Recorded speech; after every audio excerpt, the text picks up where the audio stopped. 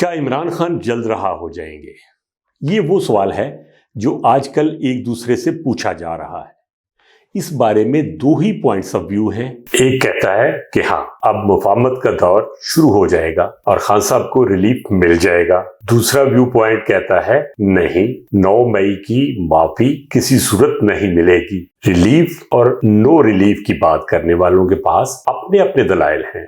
हम दोनों ही की बात सुन लेते हैं। हमारी पब्लिक का जो हिस्सा खान साहब के लिए रिलीफ को पॉसिबल समझता है, उसके आर्गुमेंट्स की समरी हम अपने एक यंग एंकर की जुबानी कुछ सुन लेते हैं। गुमान गालिब है, इम्कान जाहिर किया जा रहा है कि इमरान खान साहब पर जो केसेस हैं उनमें इमरान खान के केसेस में रिलीफ उनको अप्रैल के वस्त में या अप्रैल के इख्तिताम में मिल सकता है। यानी इमरान खान साहब की रिहाई के अच्छे खासे इम्कानात हैं। अपने इस आर्गुमेंट के हक में इनके पास जो रीजंस हैं उनके मुताबिक शेर अफजल मरवत की एक स्टेटमेंट अहम है कि इमरान खान माह रमजान में जेल से बाहर आ जाएंगे। मजीद बरा यंग एंकर का कहना कुछ यूं है कि खान साहब की रिहाई नविश्ता दीवार है। उनके केसेस जिन स्टेजेस पर पहुंच चुके हैं और जिनकी अपीलें अंडर प्रोसेस हैं, वो सब देखकर कहा जा सकता है कि अप्रैल के मिड या एंड तक खान साहब को रिहाई मिल जाएगी। अलबत्ता रिहाई मिलने के बाद खान साहब अगर मज़ामती पॉलिसी जारी रखते हैं, सड़क को गर्म करते हैं, ईवान के अंदर हुकूमत का नातिका बंद करते हैं, तो उनके लिए मुश्किल बेहद बढ़ जाएगी। नौजवान एंकर के मुताबिक खान साहब से कहा जा रहा है कि वो निज़ाम और पार्लियामेंट के अंदर रहते हुए जमहूरी अंदाज में बेहतरी का कोई रास्ता निकालना चाहे तो सिस्टम उनके हक में नरमी दिखा सकता है। कुछ नरमी खान साहब ने भी दिखाई है और 9 मई पर एस्टैब्लिशमेंट की आवाज में आवाज मिलाते हुए कहा है कि जो लोग इदारों पर हमलों के मुजरिम हैं, उन्हें करार वाकई सजा मिलनी चाहिए। पीटीआई ने भी खुद को ऐसे कुछ यूट्यूबर्स से लाताल्लुक जाहिर किया है जो पाकिस्तान से बाहर बैठकर इदारों के खिलाफ जहर अफशानी करते हैं। फिर पंजाब असेंबली में वोटिंग के रोज पीटीआई के रहनुमा फरहत अब्बास ने शहबाज गिल से लाताल्लुकी का इजहार किया। यानी पीटीआई एस्टैब्लिशमेंट को ये पैगाम दे रही है कि वो हिसास अदारों के खिलाफ कुछ कहने सुनने पर अब तैयार नहीं।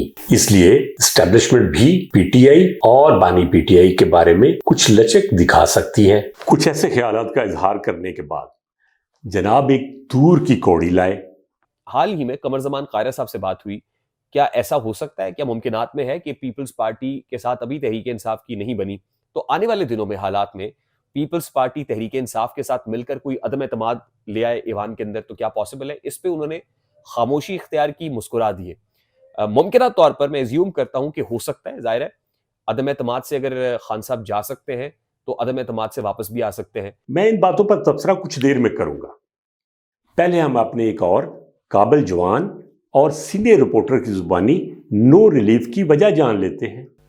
सर, वो ये सोचते थे, वो ये समझते थे, उन्होंने ये कह दी बात, वो जो सुनना चाहते थे वो उन्होंने बोल दी और उन्होंने कह दिया कि लो जी बस सुनते, वजीर आजम ने कहता हूं नहीं छड़ना।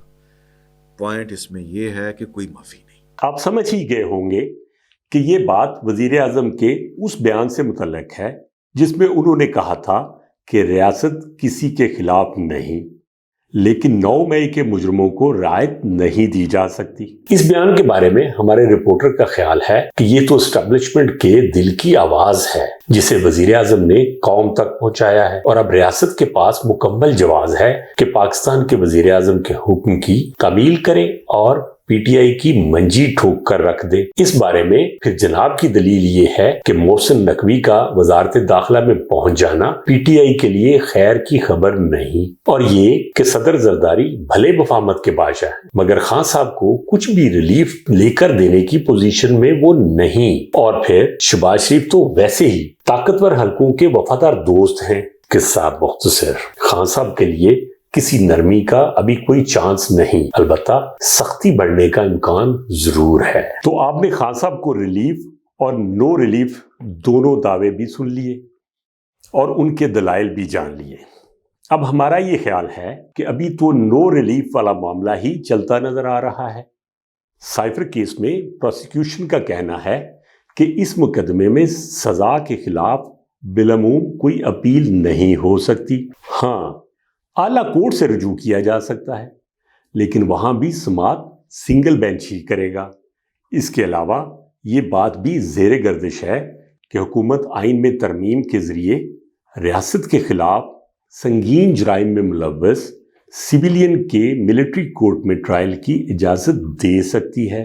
ایسی صورت میں سپریم کورٹ یہ کہہ کر اپنا دامن جھاڑ سکتی ہے کہ قانون سازی تو حکومت کا عین اور آئینی حق ہے۔